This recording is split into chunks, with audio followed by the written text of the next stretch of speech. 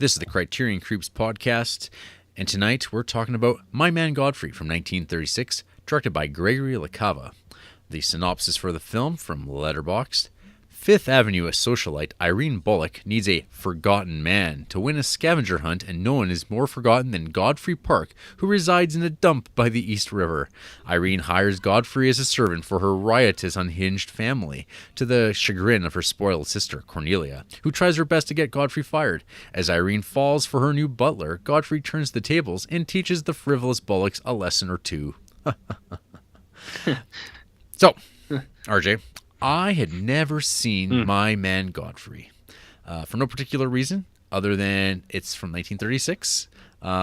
It doesn't have the most standout of titles. And yeah, it doesn't seem like a ton of people talk about this movie, though I think it is like in the Library of Congress, significantly important, all that jazz, all those things that Criterion movies generally are. And I didn't even know really until maybe recently that it was one of those screwball comedies you're always hearing about, kind of like a Lady Eve type deal.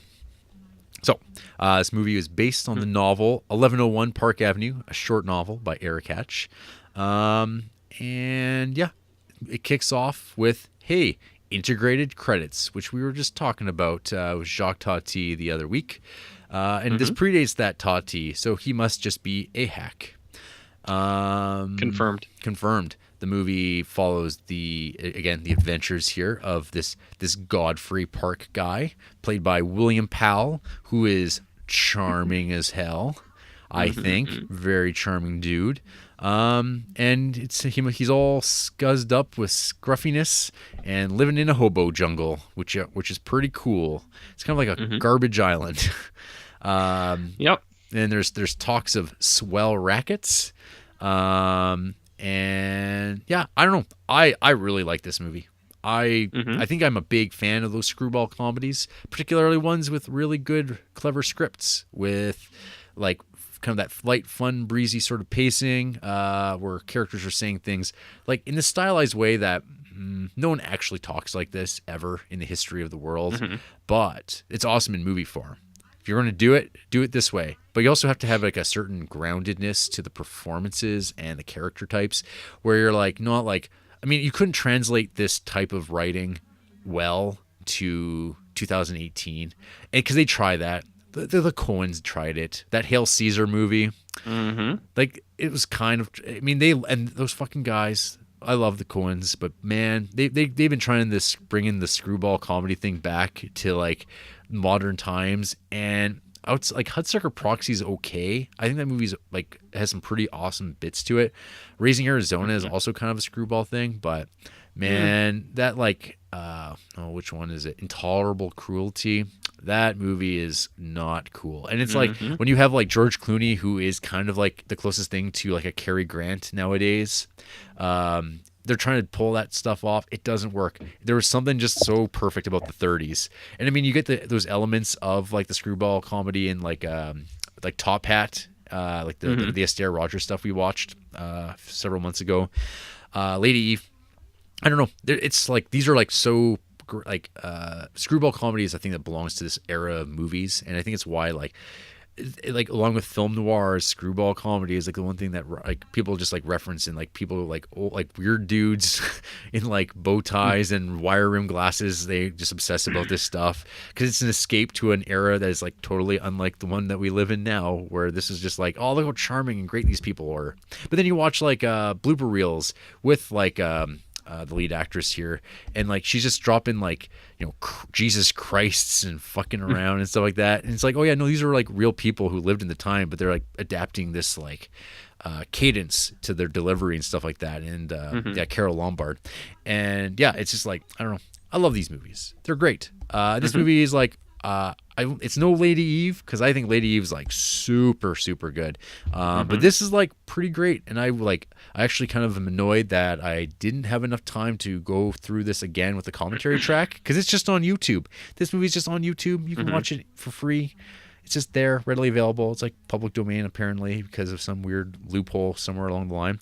But yeah, that's my heaping praise on this My Man Godfrey. I've got some other notes I'll talk about after I pass it back on to you. RJ, what did you think about this Godfrey fellow? Well, Jer, I'm going to say a few things that might rock your world. Whoa. I think this movie sucks. For real. Really? Not just me kidding this time. Yeah. I borderline hate this movie. I thought it blew. Really? Yeah. Because I don't know why you should care about any of these people. They all suck. They're all shitty. And at no point did I ever want to see good things happen to any of them. Especially Godfrey. Because he's like the most suave hobo you ever saw. And you're like, okay, clearly this guy's like not a hobo. Harvard educated beau. Yeah, and he's like, well, I was with a lady who like broke my heart, took everything, and I was gonna kill myself. But then I lived in a dump, and the hobo saved me. And it's just like, okay, wait, let me get into this movie a little bit. I actually did not really like this one. So you have a movie where your main character is this like super like educated suave guy, and he kind of like gives up and stuff, and like that's okay. Sometimes people go through hard stuff, but he's living in the dump, and then this really rich spoiled family comes and they take him back to his house, and they're like, you're going to be our butler now. And you're introduced to this family, and you're introduced to some of like the shittiest people in the world. You have this girl who like has tantrums for fun to like, because she's like a spoiled brat, and she just wants attention. You have this other girl who you think is nice, but then when things don't go her way, she like sets people up to get in trouble, and you're like, okay, that sucks. You have the dad who's like kind of a nice guy who like calls people out on stuff, but then he's not even in it that much, so you're like, okay. And then you just have like these other characters that are introduced in the family, like the daughter's boyfriends, and I don't think anything about them is interesting at all. You have all this like melodrama stuff where they're like pouting, they're like, oh dear. It's like my boyfriend didn't propose, or it's like, oh, I'm not dating anyone right now. And you're just like, all right. And then you have Godfrey, he's like, oh, I'm the best butler in the world. And you're like, okay. And then so there's a little bit of spoilers here. You come into like the end of this movie, which I think really blows for me. For me, and you're like, the dad's like, oh man, I bankrupted the family. And then Godfrey comes in, he's like, you know what, sir? He's like, actually, I knew you were in trouble, so I set out these stocks and I put them in your name. All I needed was a little startup fund. Here are your pearls, my dear. He's like, that you tried to set me up with stealing. And he's like, I actually set a little bit aside for myself. I'm not your butler anymore. Peace out. And then the girl's like, oh my God, I do love that guy. And then she like fucking assaults him, is like, we're getting married right now.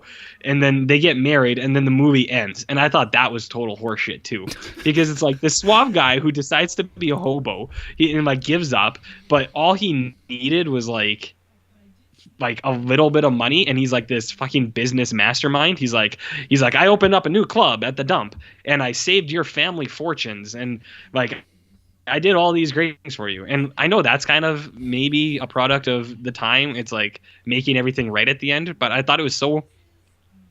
It's like it comes out so fast. It's like, here you go. Everything's fine. And then it's like, oh, yeah, we're going to get married too. And like they kind of play up a chemistry. Like they have a decent chemistry. But I don't really believe their relationship at all. And I don't know, like when you brought up the Lady Eve, I think that's a good example, because that's one of these screwball things that I actually liked a lot. Like some of the other like early movies like this, like Lady Eve, Pygmalion, like stuff like that, I thought did this really well. And I don't know, like I watched this. This movie's totally different than those though. Like when you're describing the movie, like those are all like what happened, and I think it's hilarious, like your like disdain of like how it happens, but I'm like, yeah, but it's funny in this. Like it's so ridiculous, it's so stupid. He's I like, know. oh, I took all this money and I saved it aside and make everything right. It's like that's just funny to me. Like it's just like it's No, I so get it. it's like peak like 30s kind of ridiculous kind of like cornball, and it's like, yeah, it's screwball, it's a farce, I guess. So it's like I find it like bizarre. You're like, oh, then this is just doesn't. These characters are all unlikable, and I'm like, yeah, I mean they are, but like the writing in this is like pretty good. Like lines like "Can you buttle?" Yeah, I think there are some good lines in this, and I don't know, because I watched this and I was like, am I off on this? I was like, why is this in the Criterion? And then I looked on Letterboxd, and only like 3 other people that I have on Letterboxd have seen this, and they all gave it like 4s and 5s out of 5s. And I was like, all right, I guess I'm the only one. I don't know. I don't know, man.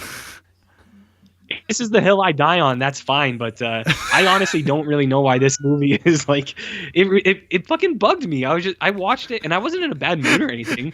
I was like, all right, let's watch some 30s stuff. I threw it on and I was just like, man, fuck this movie. What? I don't know. Baffling. I don't know, dude. I don't know. I don't know what to tell you. Yeah, I don't know. Why don't you tell me why you like it, and I'll see if haven't it stirs I? anything. Haven't I? No, it seems kind of pointless. Like I don't know. Like what can I say? Like it seems like you kind of like. What did you go in thinking this movie was when you first watched it? Actually, now that I'm thinking about it, I thought it. So in the first like 3 minutes, I was like, "Is this reverse Pygmalion?" Whereas like, because in or like reverse Pretty Woman almost. I was like, they find a hobo. And I was like, okay, I think maybe they're just kind of like try to make a man out of the hobo. But then I was like, oh, wait, reverse Pretty Woman is like trading places. So that's not what this is. But I was like, maybe this is like male version Pretty Woman. And then it was like playing out and like he's just the butler and then the family's there and they're shitty. And then you're like, oh, this guy has a Harvard degree. And I was like, oh, no, you don't say. The guy at the dump who is like, he's like, might I inquisit of what you are retailing, my dear? Good. It's so good. And like, oh, because he was like, I know he's playing dumb. He's like, I don't know what a scavenger hunt is. But like everything else he says is like so smart. And then I was like, what? I was like, why is he playing dumb? And then he goes there and he's like, you people suck. And I was like, all right, I get that. Those people do suck. But I don't know, man. Like everyone I see on Letterboxd gives this pretty high ratings. It's got like a 4-star average almost. Yep. So that doesn't mean anything. Lots of garbage movies have like 4-star ratings. I don't know. I was just watching this and I was like, I don't really get it. Like, I don't know why this is like a hot movie. Just because it's old? No, there's lots. There's like plenty of old movies no one cares about. Yeah, I don't know, man. This let's just say this one wasn't for me. And apparently, Jesus. I don't hate it. I was just watching it and I was just like, I don't know what it was. Like, it just didn't jive with me. I was like, man, I don't like this. Which, hey, I was as surprised as you are because most of these old ones I do like. Most of them. I don't know. This was up there with like I Know Where I'm Going for me. Oh no! So, like that movie is just like not a good time to watch at all. This movie just breezes by. I mean, it's got a pretty simple like kind of the ABC structure of like it introduces the rich assholes who are like don't care about they're like, oh, let's go use the old people, and then they scoop them up and they realize it's like, oh, because they're judging people on the way they, even though it's like clearly this guy is like educated but he's a poor person, because why would a rich person decide to live like this? And I mean that gets explained as like he had a falling out with a loved one, he went down to go kill himself, and then he saw like, oh, look at these homeless guys, they have it way worse than me, well maybe I could learn something from them and I'm going to be a fucking homeless bum. And then he runs afoul. He just like leads life around, and these people come along to his life, treating him like crap. And then he kind of goes along for the ride, and is just indifferent by being in service to this like class of people that he himself once belonged to or could have belonged to. And it just kind of goes about with these like, yeah, it's like the shorthand like characters of like the rich. Because I mean, this is also like Depression era America. This is after like the markets crashed and the extravagance exists still. And I mean, people are watching these movies and they can have a good laugh at horrible rich people and them getting their comeuppance, even if it comes from a Yaley, a Harvard boy who's just kind of going along for the ride. And it's just about setting up jokes and situations and whatnot. I really don't know what there is to dislike, I guess. It's just like, I mean, it's like, first of all, as always, we're talking about a comedy, and it's like difficult to talk about comedies in podcast form because usually it's like, well, why don't you just go out and watch it and do it that way? Other than if you talk about a shared enjoyment of a comedy. But when one person really disliked something and someone really liked it, it's really, really difficult to like discuss it in any meaningful way because it's just like, I have to explain why this joke's funny. It's just like, it's really kind of like tedious. No, just hit it, man. Just talk about things you liked. I don't know, because I'm sure people listening are going to have liked this as well. Maybe, I don't know. I guess there's like one thorough line that I've noticed in these like with the Stair Rogers movies and like these, it's like Italian men in these screwball comedies. They're just these like, they're like the worst people. There's these like loathsome lumps who just like mooch. And they're just presented that way. It's like, oh, this guy, he's just eating my food. He's like working on this like great like concert, and he's just like producing nothing. And it's like, yeah, I remember that character. He was like showing up in other things. It's like, man, these movies are really like anti-Italian. The whole Criterion Collection is anti-Italian. Well, I mean, I guess if you want to say like Fellini films have made you really hate Italy as a country or something, if that's what you're getting at. I just mean all the movies we watch that just depict Italians as rapists. Yeah, well, it's all Criterion. I mean, that's reality. Reality depicts Italian. Anyway, nice. we had a couple of comedy alumni here. We got Papa Bullock, who was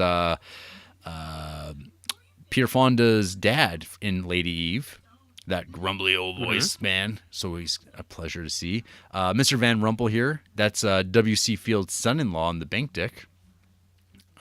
Oh, okay, nice. Yeah. Yeah. No, actually, I did The Bank Dick, and then what was that movie? Was it Lady Eve with the really fat guy? Is he in this movie too? That is literally what I just talked about. Yeah, that's what I heard you say, and like that big fat guy. Yeah. Yeah, he's fun. Yes.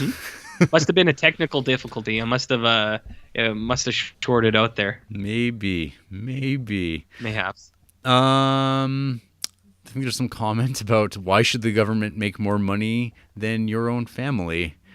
Also, something else contemporary. I believe there's some hashtag Me Too about a rich skink putting moves on homeless guys without consent. I believe. Yeah. Yeah.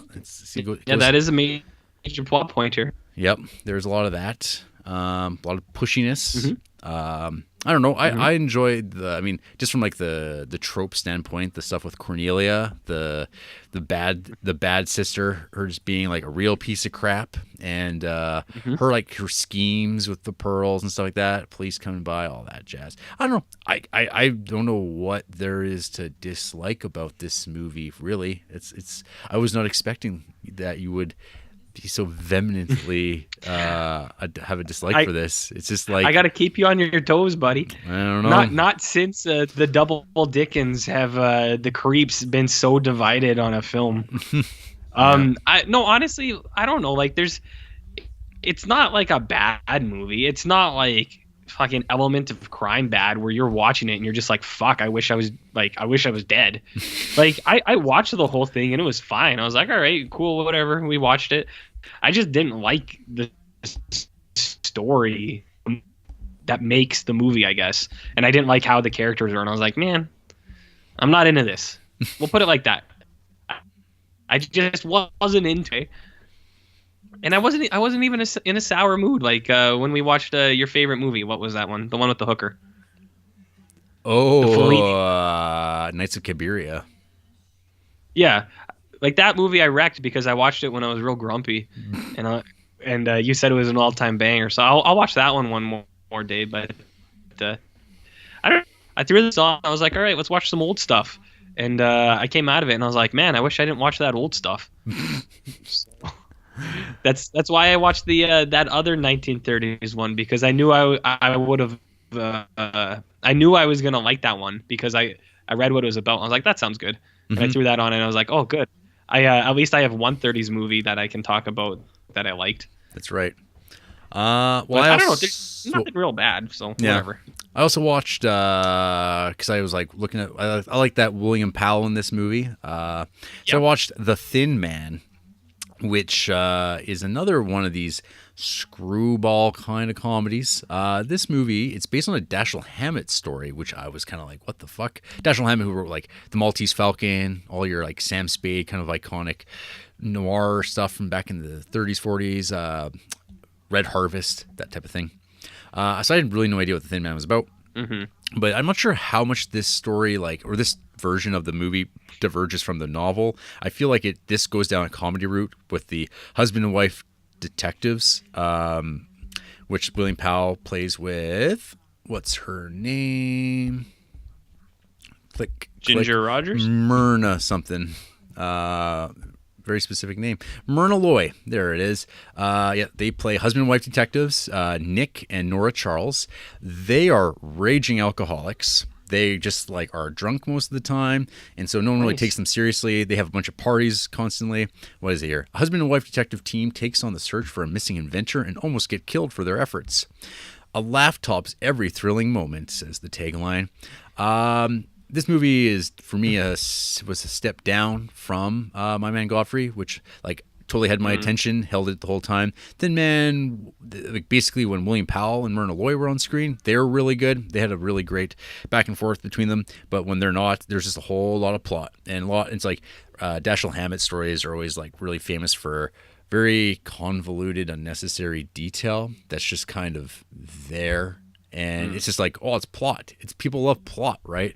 But when those two are on, it's like, oh, this feels like a real relationship. And so much that I think there are there are 6 Thin Man movies after the Thin. Yes, Thin Man was like the original MCU franchise with Thin Man. Jesus. After the Thin Man, another Thin Man, Shadow of the Thin Man, Thin Man Goes Home, and Song of the Thin Man. So wait, like, does this guy have powers? He's just a drunk. He's him and Myrna Loy. They're just fucking ginnies, just fucking. That does take a lot of work. What's that line in that movie somewhere? Where he's like, if it was easy, everyone could do it. About being an alcoholic. That was a Criterion movie, wasn't it? Maybe. I don't know. Maybe. Anyways, so yeah, Thin Man was fine. I don't know. I don't know if I'll be going on my way to watch the subsequent 5 Thin Mans, but I would recommend people watch My Man Godfrey. But unlike maybe RJ and these people who hate the My Man Godfrey, like this half-star review from Matija Merkovich, makes me want to puke. And this review may contain spoilers, by the way. Makes me want to puke. That's nice. I can relate with this girl. She sounds like a cool lady. Ferris Bueller gave this one star. This felt like the longest movie I've ever watched, yet it was only an hour and 30 minutes. Travis McLean gave this 1 star. I had hoped that Diane Jacobs' 2001 essay for Criterion would help me find a stronger appreciation for My Man Godfrey, but it seems that I was really supposed to content myself to laugh at the antics and marvel at the acting. I can appreciate where this might go over well with a theater audience, where a crowd might feed on its own energy, but watching at home by myself, I simply found the film flat, predictable, and tedious. I love the opening credits, though, and I did find Gail Patrick's haughty Cornelia interesting. It's a pity that her character was dismissed so thoroughly in the film's final act. There, for a while, I had the glimmer of hope that something interesting might occur with her. And that's it.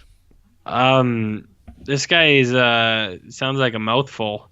I clicked on their page, and they have some complex stuff in their bio. Oh. I'm as apt to discuss the context of my viewing as I am to fixate on narrative or technical elements. I am unimpressed by edgy people. One of his favorite movies is TMNT 3, the one where they go back in time. Okay. So this guy might be a troll. We'll never know. We'll never know. What are the other three? Actually, wait. I just noticed it says my favorite films are revolving showcase of what's on my mind. So a better judge would be to go to 5-star films, which feature Titanic, Robin Hood, Prince of Thieves, Charade. That's a Jarrett and RJ pick. Lots of Criterions, and then stuff like Wild Things and Argo. Ooh. Yeah, weird. Anyways, you got any more bad reviews over there, buddy? No. Here's one. KDH says it's movies like this that make me hate old movies. Nice. So nice. I don't know why. I guess people just give movies tries. I don't know, dude. So, like, honestly, there was nothing. Like, I came off a little hot, as is my character for the podcast. Your persona? I came off a little hot. My persona. The RJ I just didn't persona. Really, yeah, the RJ persona. That is who I actually am. I don't know. There's nothing like really bad about it that stands out. Like the people who are saying it was like too long, and it's like, oh, it's too long, and it does this, and it's not funny. Like I don't think any of that. I thought there were scenes that were funny, and I think it's well written. And I never, like, I wasn't like, oh, I wish this was over. Like I didn't feel like it was too long. I just didn't like it, you know. And that's okay. That's okay. Is it? I don't know. Maybe it's Come not. on, this movie's got the great line of people who take in stray cats say they make the best pets, madam. It's true. Well, I know that. And it's true, RJ. Why do you hate cats? I love kitties. Go to our preamble to hear me talk about kitties for a while. Yeah, Turkish cats. What's wrong with Canadian cats? What you got a thing against Turkish cats, man? Old stock kittens. We're all from the same primordial cat, dude. Yeah. You know what I mean? Wow. No, I don't know. I'm glad you liked it. It's like I said, I am as surprised as you are. Come on. I don't know. It's got a goat. It's got goats. Yeah, I know, but those guys were all manhandling that baby goat. That's fine. It's a goat. Goat's tough. Goats are cool, man. We got 2 goats at the market, and they're super cool. Yeah, see, and they're tough. They got weird fish eyes. Yeah. Yeah, goats. Goats. Well, that's it, I guess. Split. It's like I said, not since the Double Dickens episode has there been such hot controversy on this podcast. Mm-hmm. Well, after the break, RJ is going to... Well, actually, no, maybe I'm going to go kill myself down by the river. But I'm going to be saved by dirty hobos shooting up their fentanyl and other sort of things, and I'll be really inspired by their strength. And I, too, will become a drug addict and not be saved and turn into a butler for rich people, because that doesn't happen in real life. I'm going to finish the job.